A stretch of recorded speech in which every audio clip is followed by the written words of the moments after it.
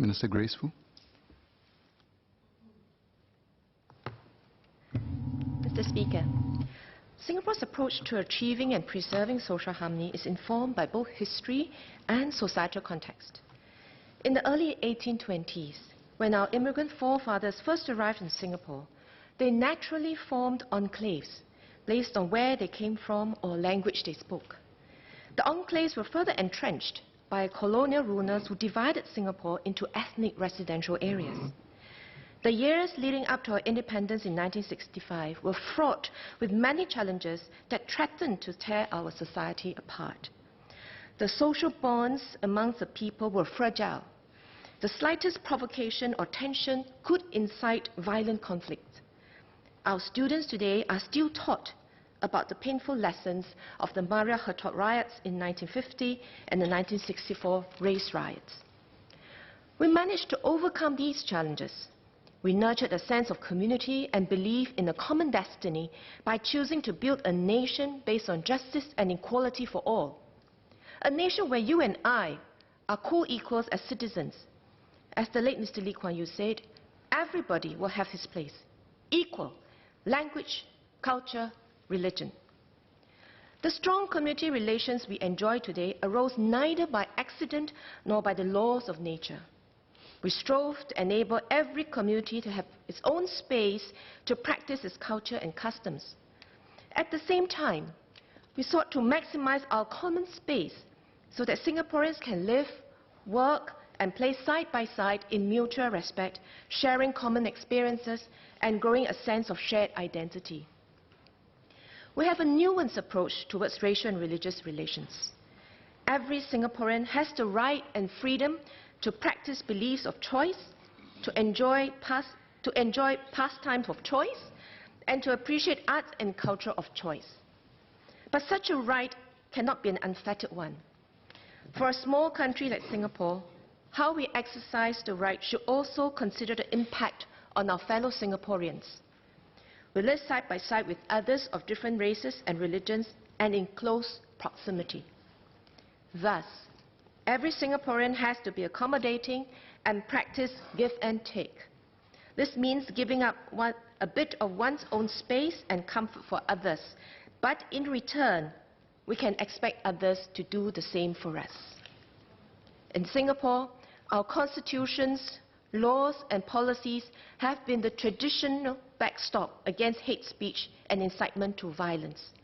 The Minister for Home Affairs has touched extensively on the rationale of our policies.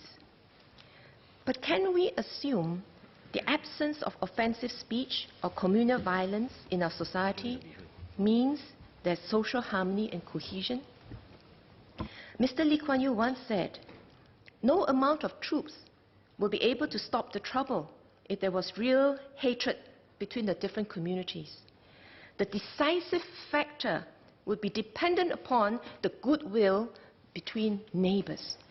And indeed, forging a united people needs more than just the absence of denigration and discrimination, and more than law enforcement.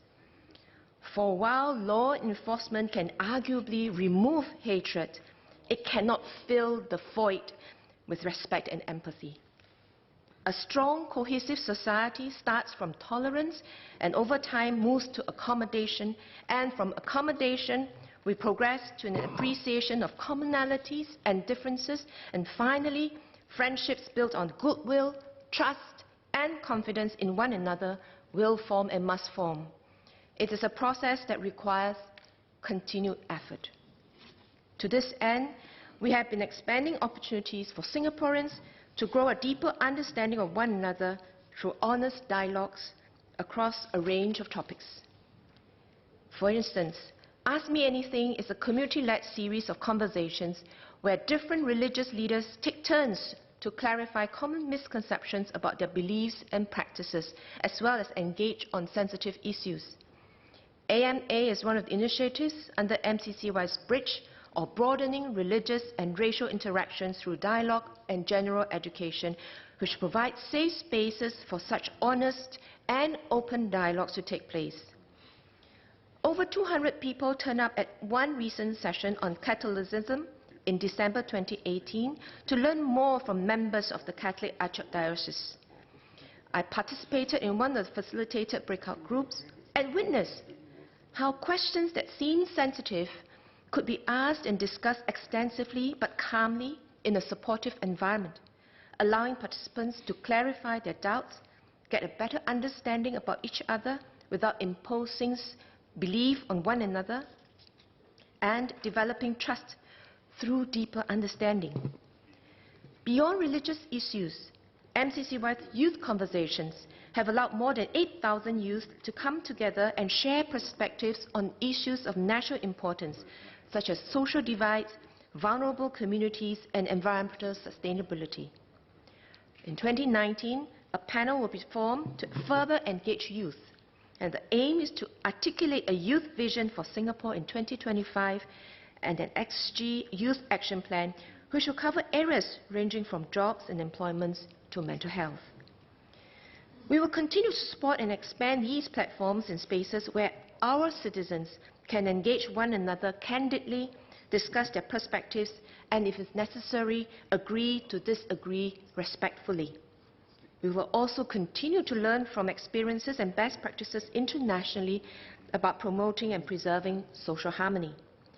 We will be holding the International Conference on Cohesive Societies in June this year, where we will bring together policymakers, community and religious leaders, and academics from Singapore, on the region, and the wider world to share experiences, discuss ideas, and promote collaboration.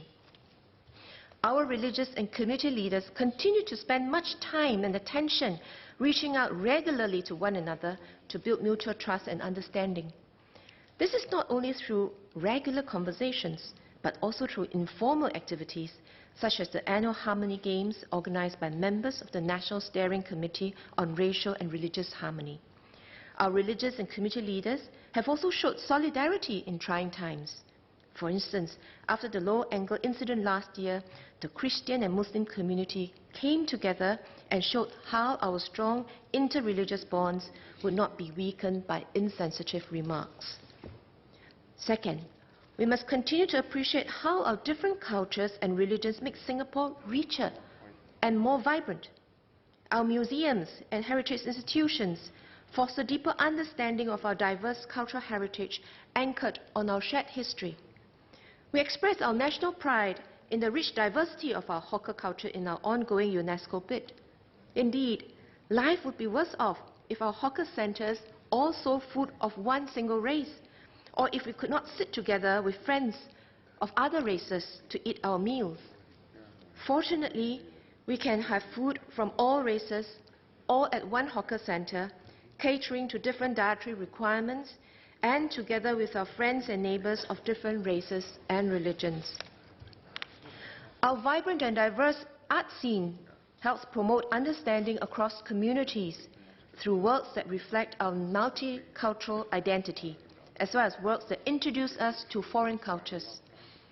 Many arts productions, through the exploration of humanity and societal issues, also remind us of universal commonalities while recognizing our differences. Whether you enjoy performances at the Esplanade's Pasta Raya, Malay Festival of Arts, or appreciating artworks at the National Gallery, Singapore, the arts are a powerful platform to unify people of different backgrounds. We should continue to celebrate one another's festivals.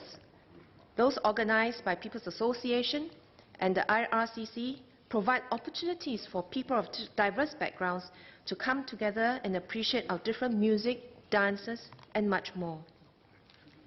Third, we need to continuously build and nurture strong bonds with one another. I'm glad to note there are surveys results showing that more people are having friends of different races, and we need to keep at it. Sport is an activity that brings people from all walks of life together. We will strive to provide children and youth with more opportunities to play with one another from a young age through the active SG clubs and academies. We have also expanded participation in Outward Bound Singapore. Students from different schools and different backgrounds will have common experiences and bond by facing challenges together. We hope that through these experiences, people will form meaningful friendships with one another regardless of race, language, or religion. At the same time, we will continue to encourage a more caring and giving community. We will provide more platforms for collaboration, voluntarism, and giving. For instance, we're expanding the SG Cares community networks to better connect volunteers and other resources to areas of need. To conclude, Singapore's social cohesion and harmony is fundamental to our survival, prosperity, and identity. But more than that, it is a testament of how we have succeeded in making our diversity a strength. Our diversity is not a challenge of a weakness. Because of our different cultures, beliefs, and practices, each of us is able to bring something special and make a unique contribution to the Singapore story. We have woven a beautiful tapestry from many different colored strands, and it is what defines us as Singaporeans, a key to our identity. We have no illusions that our social harmony is fragile and precious, and we must strive constantly to protect and strengthen it. Ultimately, defeating hateful ignorance and building a cohesive society depends on all Singaporeans, not just the government, but every one of us. Each and every one of us can and must contribute to building a more united Singapore by reaching out, listening to one another, and building trust one encounter at a time. Our nation will then always be a home for all Singaporeans bound by friendship and a common destiny. Mr. Speaker, allow me to finish my speech in Mandarin, please. 种族宗教和谐不仅是我国的生存之道，更是经济繁荣的基本元素。国人对各族群和宗教的容忍和尊重，已成为新加坡的国民意识。虽然过去50年再没有发生种族冲突，但在民粹主义和种族宗教极端主义抬头的国际大环境之下，种族宗教依然是分裂社会的导火线。我国的社会和谐仍需要多方不停的经营。在我国，每个社区团体享有其运作的空间的同时，也应扩大包容彼此的共同空间，使国人能以互重互尊的方式并肩生活、工作和休闲，同时通过参与共同活动获得共同经历，增强对彼此的认识和信任，增强对国家的认同感。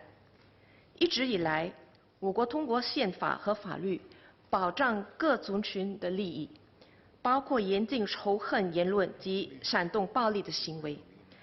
然而，一个社会的凝聚力和国家的认同感，不应只单靠律法的执行。我们的目标是从无诋毁和无歧视提升到人民同心同德，从容忍包容提升到求同存异、相互信任。这个过程更需要正民各方的不懈努力。新加坡永恒的和平与稳定，需靠每一个国人伸出友谊之手，互相倾听、交流，通过每一次的接触建立互信。因为新加坡是我们共同的家园，而这个家园里，我们情谊系人心，命运一脉相连。让我们以保护各族群文化和信仰的理念为根本，为不分种族、言语、宗教团结一致的目标迈进，为新加坡故事写下独特的精彩篇章。Thank you.